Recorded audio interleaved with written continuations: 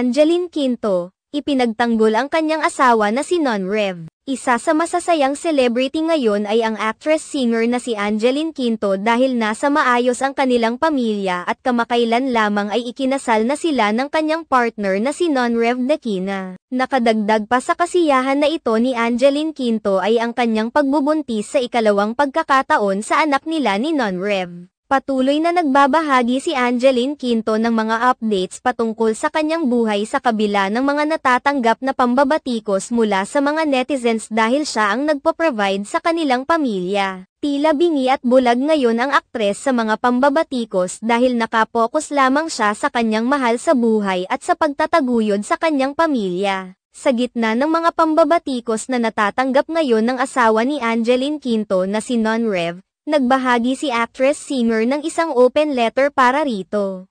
Alam ko hindi naging madali sa umpisa. May ibang ayaw sa relasyon natin, pero mas pinili mong manatili sa tabi ko, nung panahong kailangan na kailangan kita. Nung panahong ayaw ko nang kumanta at magtrabaho dahil sa pagkawala ng mama, ikaw ang naging kakampi at inspirasyon ko. At ang pagdating ni Silvio ang nagbago ng buhay ko. Para sa iyo ang awiting sinulat ko. Kasama ni Sir at Jonathan Manalo natapos namin ang kanta bago ang kasal natin kaya ito rin ang ginamit para sa bridal march ko last month. Ipinahayag rin ni Angeline Quinto na palagi niyang ipaglaban si Non-Rev Dequina sa mga netizens na nambabatikos rito. Matatandaang hindi naman lingid sa kaalaman ng lahat na marami ang nambabatikos kay Non-Rev Dequina dahil sa hindi umano nito pagtatrabaho. Inaasa na lamang umano nito ang lahat kay Angeline Quinto gayong bukod sa kanyang anak kay Angeline Quinto ay may mga anak pa ito sa iba't ibang mga babae.